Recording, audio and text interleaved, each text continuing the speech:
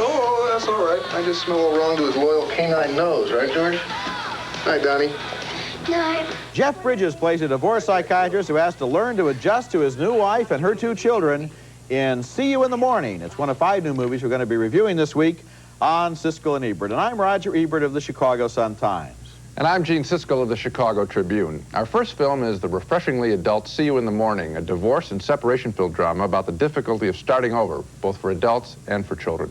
Jeff Bridges plays a divorced father drawn to Alice Krieger, playing a young widow still mourning her husband. This is a portfolio of my husband. For the last 2 years of his life, he suffered from chronic paralysis of his left hand. That was going to be part of a photographic essay of his recovery and comeback, but the paralysis returned. These are wonderful photographs. He was a wonderful subject.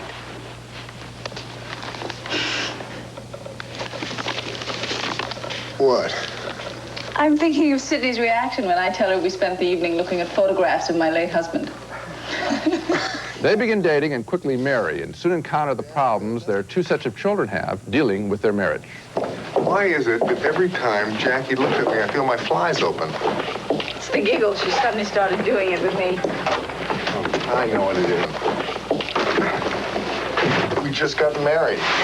So? We're doing it. Doing what?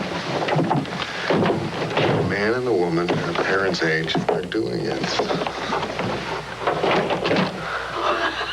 I can't believe that's what it is.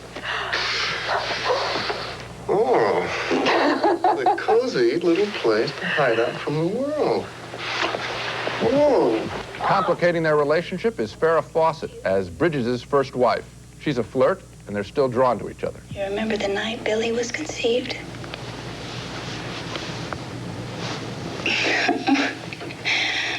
We had that fight.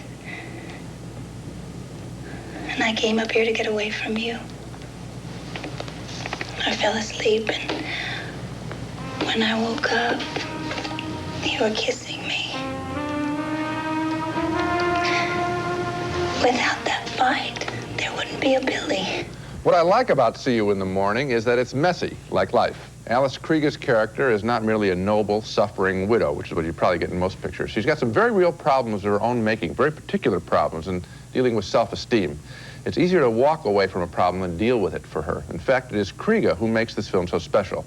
She's an actress from South Africa who played the opera singer in Chariots of Fire, and she grounds this film in a nervous reality, which I enjoyed. I liked her very much, too, and you might remember her from Barfly, where she was the mysterious poetry magazine editor. I'll tell you about this film.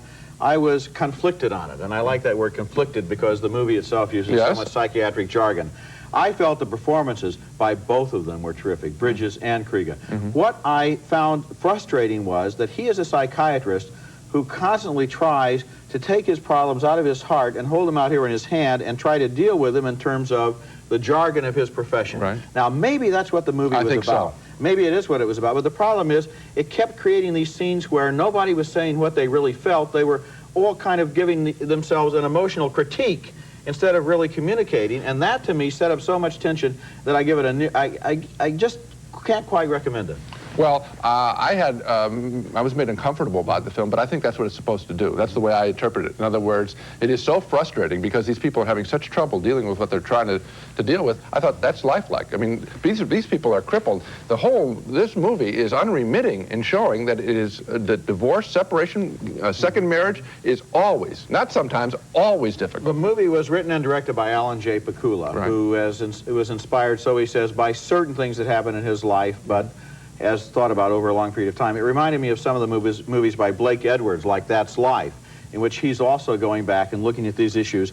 And the problem, and also the strength maybe of these autobiographical movies, is that really, because they're so important to the filmmaker, a certain amount of being able to look at it from the outside is lost. Well, all I can say is it seemed real to me, and I enjoyed it.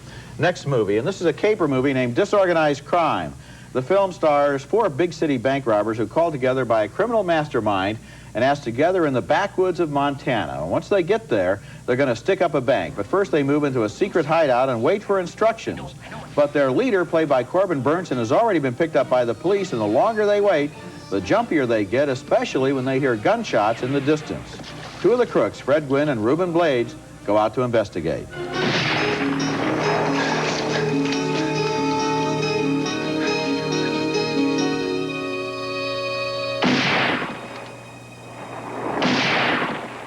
Okay, sure.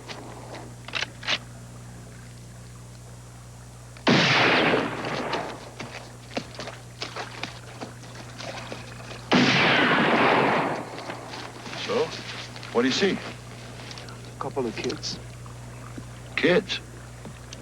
Doing what? shooting at bottles. They're not even hitting them. A lot of the movie's jokes involve falling into mud and cow pies and pig slop. Stop the truck!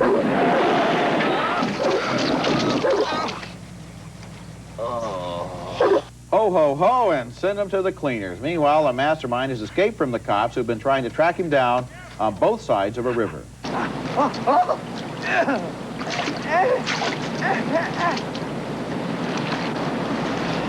George, don't drop the flashlight!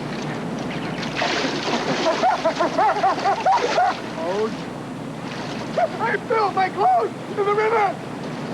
Get my clothes! The real problem with Disorganized Crime is that it has too many chase scenes and way, way too many scenes of people falling into mud and manure. And it doesn't have nearly enough scenes about the bank heist itself. I always love it in a bank heist movie when the movie meticulously details the step-by-step process of breaking into a bank vault with the seconds ticking away on the clock on the wall. But this movie goes for the slapstick and cornball barnyard humor instead of trying to be clever. The one neat touch is the way the youngest member of the gang, played by Lou Diamond Phillips, booby traps the local police cars. He's pretty clever, but that's not enough to save the movie. Yeah, I had the same reaction, was that the bank job, which is all this is leading up to, is thrown away. I suppose the filmmaker would say that his film isn't about a bank job, it's about these characters, but in that case, it just never work for me. I think what he's trying to do is show what could possibly go wrong and how sloppy things would be. But even on that level, the film didn't even work to me because it wasn't lifelike sloppy. It was movie sloppy and corny sloppy. Also, another problem I found in the editing, a recurring joke throughout this movie is people falling into stuff. Right. And then there's always the shot afterwards. I don't think that's ever funny, actually. Well, it presumably could be funny, but it isn't funny in this movie. But then the next shot is always the guy's getting up and going, ooh, you know, like this, and then we have to sit there watching them do that. Right. And they're always wiping the mud off their clothes as if this makes it funnier. They're saying, oh, I got dirty. And here, look at it. Yeah, in other words, if they're going to fall into the manure, let's cut to the next scene and just make that the punchline instead of the reaction shot. Okay, coming up next, a movie that looks like it should be called Cannonball Run 3, but is actually titled Speed Zone. Wash her, fill her up, and give her a hot lap. Okay?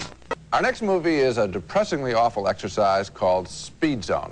Its original title was Cannonball Run 3, but Burt Reynolds and Dom DeLuise are missing from the racing crew this time. Little matter, it's still an atrocious excuse for entertainment. You know the formula, a bunch of middling actors humiliate themselves in cameo roles as they compete for a cross-country road race in some nice cars. I drive alone, that's the deal. I don't want some goof sitting next to me all the way to California, throwing my timing right off. Ah, there she is. She who? Your passenger, Tiffany. Tiffany? Mind you, another person in the car would be company.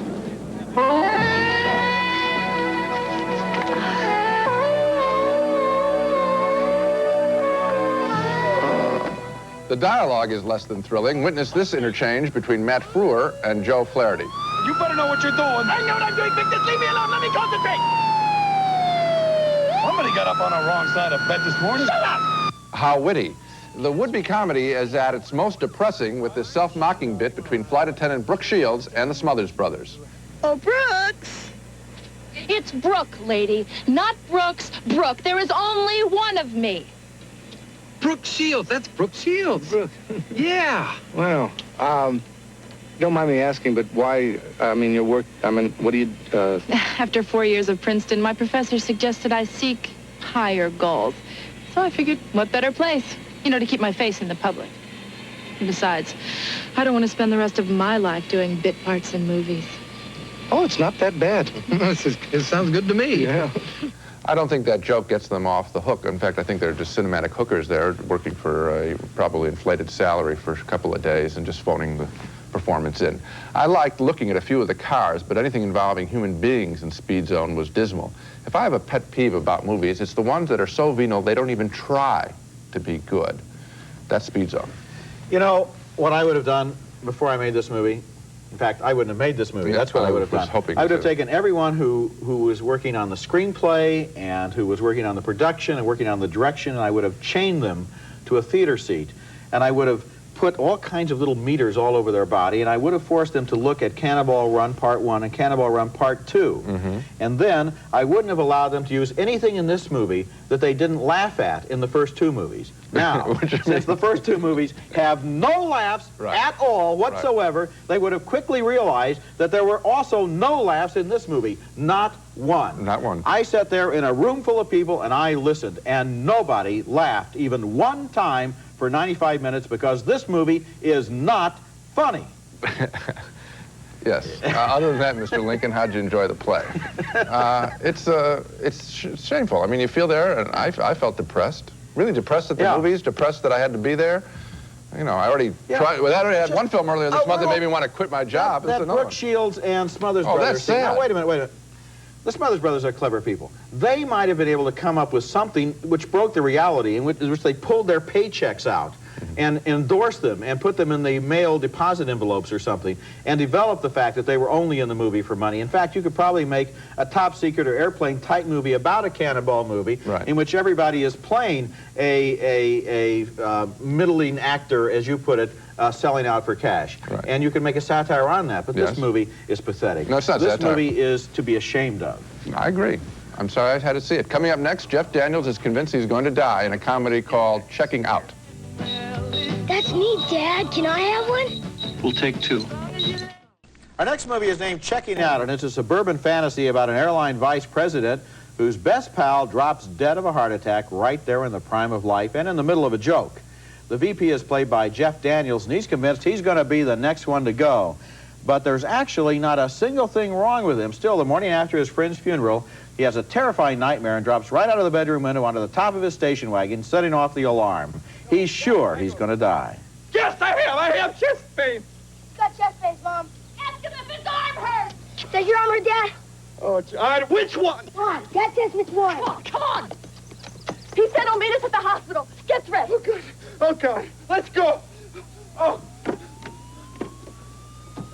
Oh.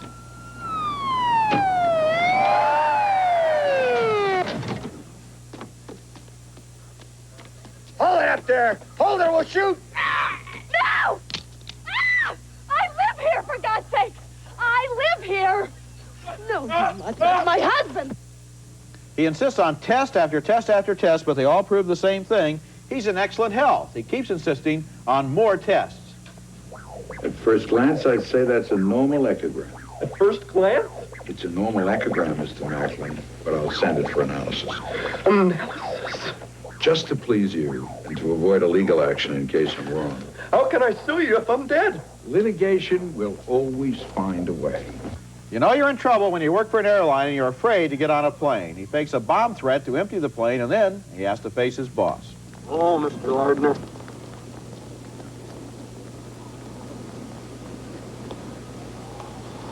I gave you everything one man could give another. And you in my hand. I hate you! Tried, Harry. I couldn't do it. You're off the team. Your history, Macklin! Okay, I've got to give Checking Out credit for one thing. It's not a standard, no-brainer formula comedy, and in fact, compared to Speed Zone and Disorganized Crime, this is a comic masterpiece. It's filled with a lot of good ideas, and the hero's fear of death gives it a certain urgency, but the movie never quite works. That may be because of a confusion of styles. Some of it's sincere, some of it's fantasy, some of it's black humor, and while it may be because there are too many subjects here, not just death, but also office politics, adultery, friendship, psychiatry, all sorts of other things they're trying to deal with. And there's one other problem. Just before he dies, that best friend started to tell a joke about why Italians don't like barbecues. Now, the hero spends the whole movie trying to find out the punchline that his friend didn't live to deliver. The hero even goes to heaven to try to find out how that joke ends. And sitting in the audience, I kept thinking, gee, everybody knows the answer to that one. Well, tell us the punchline. No, I won't tell you. Everybody knows. Oh, that's because the spaghetti falls through the grill of the barbecue, and that's supposed to be funny. That's not that funny. A joke. And it's not that funny a movie. I'm interested in the subject of panic attacks and people, you know, afraid that they're going to die. Yeah. It's sort of the yuppie disease, and I know lots of people who have that problem, and it's a very real thing. If this were shot in the style of, let's say, All That Jazz, you know, dark black comedy, it could work. But the way it's shot here, the film doesn't really doesn't take its subject that seriously in a strange way. The material is too heavy for the tone, and the tone keeps changing. Yeah. I mean, I didn't like the way it was shot with the anamorphic lens. That seemed silly with this thing wide split out. I mean, it's just. But the other thing, here's a movie in which at one point somebody can go to heaven. At another point, it's very meticulous in terms of office politics. Right. We don't know what the rules are. It's like tennis without a net. You don't know where a scene can go because the director hasn't told you what his limits are, and so everybody seems to be, including the actors, seem to be wandering around inside the screenplay. It's an interesting subject. They just didn't pull it off. Coming up next, Little Vera, a controversial film about contemporary Russian life that is raising eyebrows because of its sex scenes. Next film is called Little Vera. It's from Russia, and it's achieved notoriety because of a couple of nude scenes involving its star, Natalia Nagoda, who is appearing in the May issue of Playboy magazine. But if this is the movie equivalent of Glasnost, of Hands Across the Political Ocean, then we're all in trouble because Little Vera turns out to be a bore. Vera herself is a bore. She ignores her parents and listens to rock music.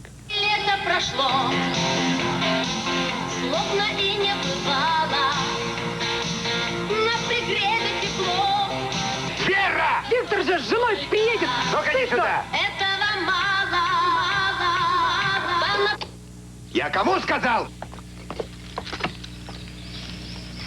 Верка, ну ты хоть соображаешь, что ты делаешь, а? On the beach with a boyfriend, Vera looks apolitical, but she talks a sarcastic conventional game. А училище связи почему выбрала? Ты что пристал, а? А интересно. Не знаю. У нас в школе один день, неделю мы ходили на телефонный узел. А между прочим, ты знаешь, что с телефонистками все очень хотят познакомиться? Да ну. Да-да. Ну, а цель у тебя в жизни есть? Цель, Сережа, у нас одна. Коммунизм. Little Vera is certainly not worth seeing for the sex scenes. They're tame, and the whole movie is nothing special, just a routine story of disaffected youth annoyed with living in cramped quarters with parents who drink rather than communicate. If this movie weren't from Russia, there would be nothing noteworthy about it at all. Oh, I disagree with you, Gene. And furthermore, I think that I really related to the movie as not being a Russian film, but being a film about a particular human problem, which is people living in poverty with too much alcohol around. And the father's alcoholism has infected the entire family. It's driven a wedge between himself and the mother. The children can't communicate. When she gets a boyfriend, he has to move in with him because of the housing shortage in Russia. I imagine that in the Soviet Union, this film is seen as extremely critical because of the way it deals with the fact that they had the extra kid in the first place just to get an extra bedroom. In other words, that's from one point of view. From the other point of view, though, the drinking, didn't you see how this was a dynamic of how this girl, who is not a bad girl, not a boring girl, just a typical teenager, is just driven up the wall by the sickness in her family. Well, I mean, I saw that she had those reactions, and I felt like I'd seen everything in this film before. I didn't feel it was presented in any kind of fresh way. It may be fresh for Russians. I'm not one, and as I saw it, I said, so what? I mean, I thought this story was rather perfunctory, that's all.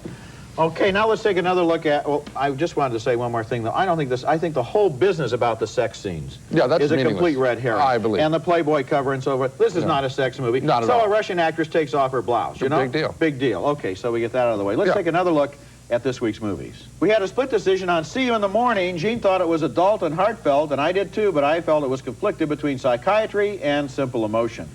We both voted thumbs down on Disorganized Crime, the bank heist movie that depends too much on dumb sight gags involving barnyard humor. 2 more thumbs way, way, way down for Speed Zone, a movie about the Cannonball Run that makes the Cannonball Run movies seem almost good in retrospect. And 2 more thumbs down for Checking Out, a movie about a hypochondriac with a fear of death. Jeff Daniels struggles manfully but is unable to take off with a script that throws in everything but the kitchen sink. Finally, a split decision on Little Vera, a Russian film that's unusually critical of Soviet society. I thought Natalia Nagota was brilliant as a young girl trapped between her father's alcoholism and her own lack of a role in life, but Jean felt the only remarkable thing about the movie was that it was from Russia. So for me, good performances in See You in the Morning, but the only one I'm recommending is Little Vera. And I think See You in the Morning is worthwhile. I think that the problem you had about it is the very problem that the movie's about. That's it for this week. Next time, we'll have reviews of more new movies, including Miss Firecracker, starring Holly Hunter from Broadcast News, competing in a Mississippi beauty pageant. And James Belushi stars as a cop on the beat with a dog as a partner in the comedy Canine. That's next week, and until then, the balcony is closed. Raisinets and Goobers are playing everywhere, starring plump, juicy raisins and great golden peanuts. Both now feature creamy Nestle milk chocolate. After work or after workout, Daisy Turbo Spa combines powerful water massage and tingling aeration to turn your tub into a personal whirlpool. Backed by popular demand, your favorite old-time chewing gums, Beeman's Blackjack and Clove. A totally different taste experience. Beeman's Blackjack and Clove, available for a limited time only. Tap & Sure Cook Space Saver Microwave is perfect for kitchens where space is at a premium. Tap & Touch solid state controls, automatic temperature probe, and wood grain decor furnished by Tappan.